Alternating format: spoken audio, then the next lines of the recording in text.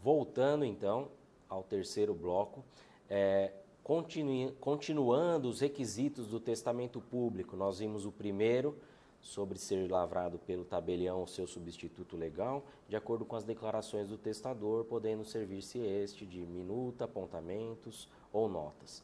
O segundo requisito, trazido então aqui nessa nossa aula, nesse nosso curso, é que o testamento ele deve ser lavrado em instrumento e após isso ser lido em voz alta pelo tabelião ao testador e a duas testemunhas, a um só tempo, ou pelo testador, se o quiser, na presença dessas duas testemunhas e do notário. Esse requisito ele tem algumas especificidades que mais à frente nós vamos tratar, mas aqui é importante observar a quantidade de duas testemunhas. Anteriormente a esse código eram previstas até 5 testemunhas, e isso foi superado, reconhecendo assim a segurança jurídica trazida pelo testamento público lavrado pelo tabelião de notas ou seu substituto.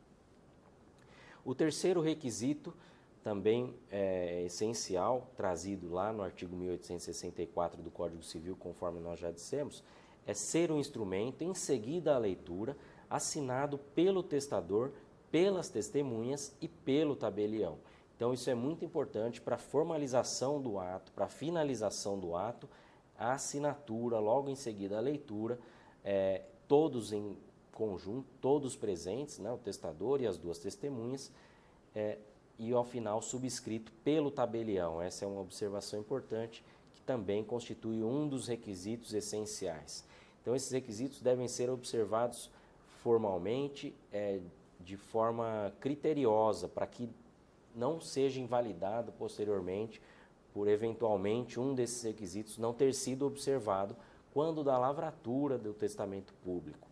Nós vamos especificar um pouquinho então sobre desses requisitos, algumas questões específicas previstas também nas normas da Corregedoria aqui no estado de São Paulo. Então minha sugestão, se você é de outro estado, que observe sempre essa questão das normas, como eu disse anteriormente, porque ali tem algumas previsões específicas para que seja formalizado o testamento público.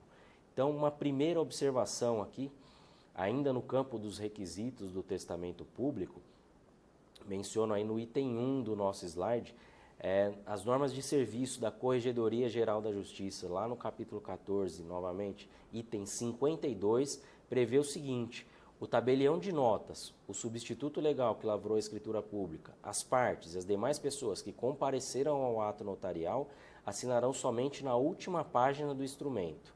E aí ele traz uma ressalva importante para essa questão do testamento público. Então ele diz lá, com a ressalva de que, no testamento público, todas as páginas devem ser rubricadas pelo testador. Então surge aí uma especificidade para o testamento público. Diferentemente das demais escrituras, em que as partes assinam ao final do ato, eis que o livro de notas ele é numerado, todas as suas páginas em sequência.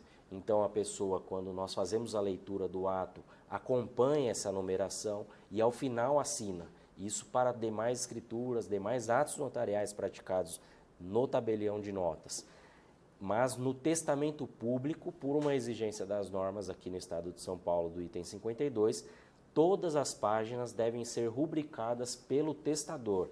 Então, somente o testador, as testemunhas e o tabelião, somente ao final do ato. Mas o testador, ele rubrica, ele vai ser necessária a rúbrica dele em cada uma das páginas do testamento. Isso denota que ele teve plena capacidade de acompanhar a leitura, a elaboração do testamento e que não paire mais nenhuma dúvida sobre esse ato praticado.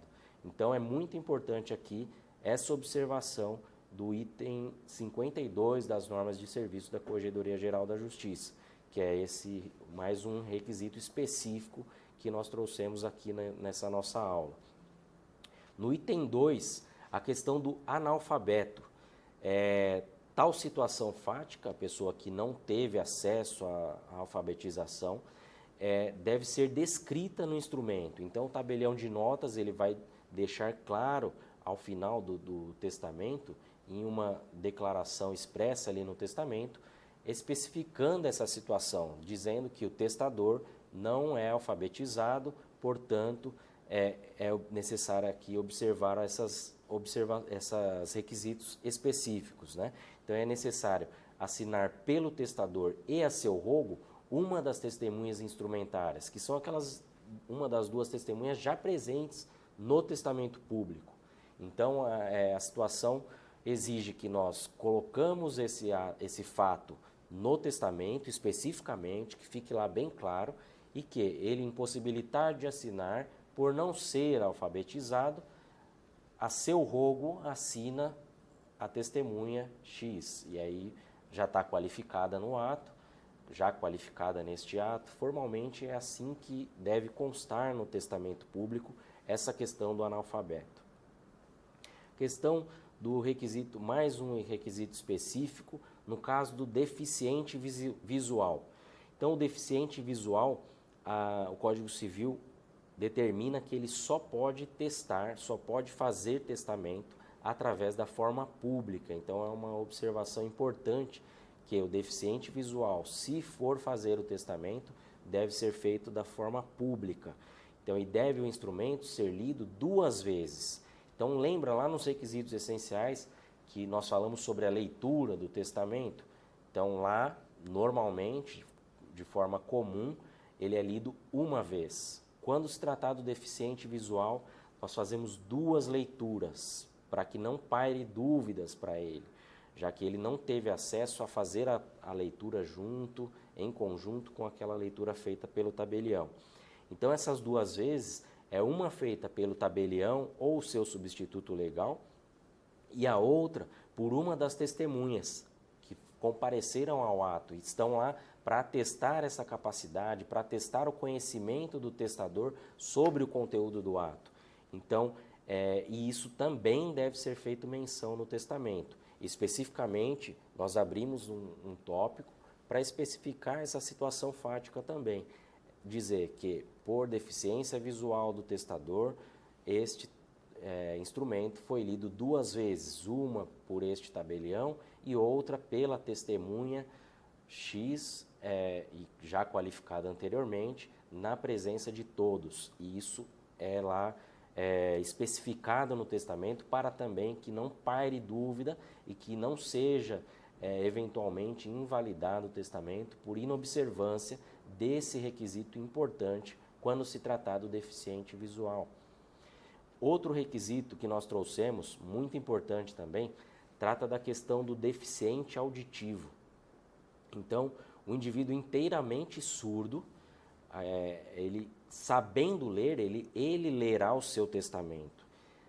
Então, nós vamos lavrar o testamento público na presença dele, das testemunhas, e o indivíduo que for surdo, inteiramente surdo, que é a expressão utilizada pelo Código Civil, ele, se souber ler, ele lerá o seu testamento. E se ele não souber ler, aí vem essa questão importante. Se ele não souber ler, ele pode designar, então, quem vai ler o testamento em seu lugar, na presença também das testemunhas. E isso também, a recomendação é que conste expressamente no testamento essa observação. Da mesma forma, trata-se de deficiente auditivo, inteiramente surdo e que leu o seu próprio testamento, pois alfabetizado e educado para tanto, e aí vice-versa, ao contrário, caso ele não tenha esse conhecimento para a leitura, que ele então indicou a testemunha para que faça a leitura por ele e assim aprovou a sua vontade, a sua disposição para o testamento. Esses são requisitos específicos, complementando aqueles requisitos essenciais vistos anteriormente. Então, sempre bom observar isso. Esses 4 requisitos e o item 1 ali, que nós falamos de uma especificação das normas aqui do Estado de São Paulo sobre a rubrica em todas as páginas do testamento. Muito importante sempre observar isso para que não gere invalidade e, consequentemente, se perca a vontade daquele testador. E como nós vimos lá no início, anteriormente, esse testamento só vai produzir efeito após o seu óbito, então é muito importante que os requisitos essenciais estejam plenamente observados para que alcance o objetivo que ele procurou com o testamento. Por isso é sempre importante o conhecimento e a orientação feita pelo tabelião de notas na elaboração do testamento público. O testamento público ele traz mais segurança jurídica, porque ele é orientado pelo tabelião de notas.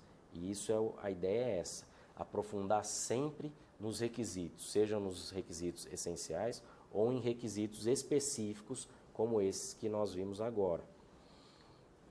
Passando então para o próximo item, superada essa questão dos requisitos, nós vamos falar um pouco sobre a publicidade do testamento.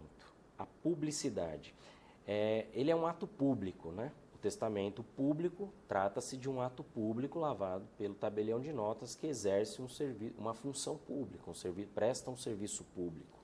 Então, o testamento ele tem publicidade irrestrita? Essa é uma questão importante que durante muitos anos foi debatida entre os tabeliães, em decisões administrativas da corregedoria. A própria doutrina se debruçou bastante sobre essa questão da publicidade, se ela seria ou não restrita para o caso do testamento, né? Porque a regra dos atos públicos, a regra dos atos praticados nas serventias, sejam elas as serventias de notas ou mesmo as de registro, a regra é a publicidade do ato. Existem pequenas exceções em alguns atos do registro civil, e aí vão ser estudados lá no campo do registro civil, e uma exceção do direito notarial é a publicidade do testamento. Anteriormente, não existia essa previsão e prevalecia então que ele era público. A pessoa fez o testamento, poderia outra pessoa solicitar a certidão desse ato. E essa pergunta foi bastante debatida, como eu especifiquei, mas no estado de São Paulo, a Corregedoria Geral da Justiça trouxe essa questão nas normas no item 152, e ela vai dizer lá, item 152 seguintes, que as certidões de escrituras públicas de testamento, enquanto não comprovado o falecimento do testador, serão expedidas apenas a seu pedido ou de seu representante legal, ou mediante ordem judicial. E aí ela vai especificando no 152.1 que os interessados na obtenção de certidão de escritura pública recusada pelo tabelião de notas poderão, expondo por escrito as razões de seu interesse, requerê-la ao juiz corregedor permanente, a quem competirá, se o caso, determinar motivadamente a sua expedição. Então, eventualmente, o tabelião de notas, ele negou aqui no estado de São Paulo a emissão dessa certidão por algum motivo legal, já que nós, como tabeliães, devemos seguir o princípio da legalidade, ou seja, o que está previsto na lei é o que devemos observar.